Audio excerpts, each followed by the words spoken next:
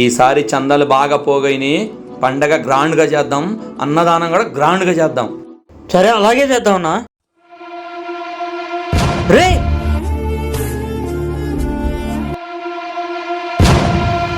ఏ కష్టం వస్తుంది పెద్ద కాళ్ళు దూకుతున్నావు? ఎందుకయ్యా నన్ను కాపాడారు?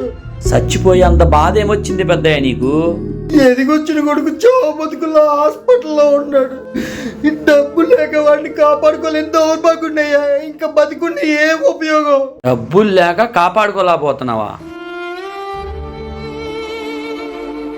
అన్నారా ఏంటన్నా నీకు ఏమైనా పిచ్చా? దేవుడి కోసం వసూలు చేసిన డబ్బులు దానికన్నా దానం చేస్తున్నావు? ఏ దేవుడైనా ప్రాణాలు పోతున్నాయంటే మాకు సంబరం చేయమని అడగడు, చేసేది మంచి పనే కదా. నిజం చెప్తున్నాడు అబద్ధం చెప్తున్నాడు గ్యారెంటీ అంటే? ఆయన చెప్పింది అబద్ధం అయితే డబ్బులే పోతాయి, అదే నిజమైతే ఒక ప్రాణం కాపాడిన వాళ్ళం అవుతాంగా. నువ్వు చెప్పింది కూడా నిజమే అన్నా, వెళ్ళిచ్చేసే. దేవుడు అయ్యా నువ్వు. అవునన్నా మరి పండగ ఎలా చేద్దాం? మన దగ్గర ఉన్నంతలో బాగానే చేద్దాంలే అన్నా.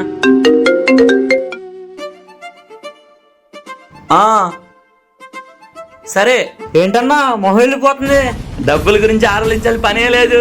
ఎప్పటి నుంచో ఒకటి స్థలం బేరం ఉంటే అడ్వాన్స్ ఇవ్వడానికి వస్తున్నాడు, గ్రాండ్ గా చేద్దాం. ఆపదలో ఆదుకునే గుణం ఉన్న వారికి దేవుడు ఎప్పుడూ తోడుగానే ఉంటాడు.